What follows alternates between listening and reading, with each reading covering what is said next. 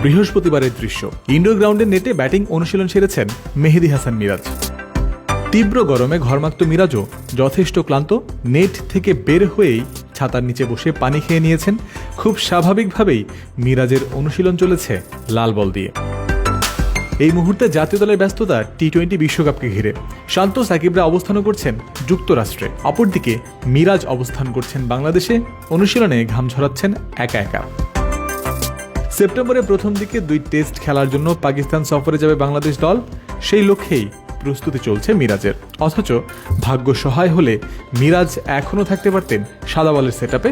টি-20 বিশ্বকাপের স্কোয়াডে থাকলেও থাকতে পারতেন তিনি। বাংলাদেশের বিশ্বকাপ স্কোয়াডে একমাত্র ডানহাতি অফ স্পিনার হিসেবে রয়েছেন Sheikh Mahedi Hasan. Full time off spinner এবং লোয়ার অর্ডার ব্যাটার। মিরাজ ও শেখ মেহেদী দুজনেরই প্লেয়িং রোল একই ধরনের। টিম ম্যানেজমেন্ট বিশ্বকাপে যে কোনো একজনকে বেছে নিতে চেয়েছে, যেখানে অগ্রাধিকার পেয়েছেন শেখ মেহেদী। তবে তার ভূমিকার কোনো বিকল্প স্কোয়াডে না থাকাটা ভোগাতে পারে বাংলাদেশকে, মনে করেন বাংলাদেশের ক্রিকেটার ইমরুল কায়েস।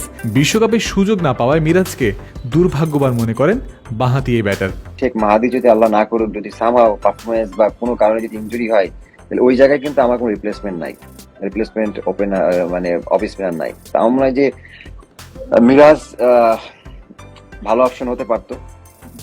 মিরাজ যদি যেহেতু আমার মনে হয় তার ব্যাটিং, বোলিং, ফিল্ডিং তিনও ডিপার্টমেন্টে সে কিন্তু যথেষ্ট ভালো করে আসছে লাস্ট কয়েক বছর ধরে। আমরা এই দিক থেকে মিরাজ আনলাকি। যে কোনো ব্র্যান্ডের সচল অথবা অচল টিভি এক্সচেঞ্জ করে নতুন ওয়ালটন টিভিতে পাবেন সর্বোচ্চ 20,000 টাকা পর্যন্ত ডিসকাউন্ট। ওয়ালটন। টি-20 ফরম্যাটে সাম্প্রতিক ফর্ম বিবেচনাতে অবশ্য মিরাজকে পেছনেই ফেলেছেন শেখ মেহেদী। 2024 সালের বিপিএল এর 14 ম্যাচে 16 উইকেট নিয়ে তৃতীয় সর্বোচ্চ উইকেট শিকারী হয়েছিলেন তিনি। বিপরীতে 12 ইনিংসে বোলিং করে 11 উইকেট নিয়ে হাইয়েস্ট উইকেট টেকারদের তালিকায় মিরাজের অবস্থান ছিল 11তম।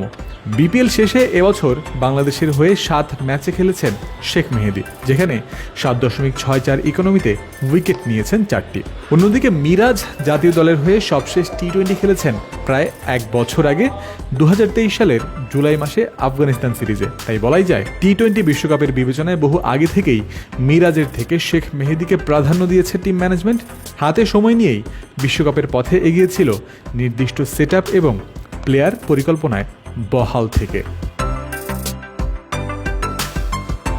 জয়ন্ত বিন্দু, ক্রিক ফ্রেন্সি।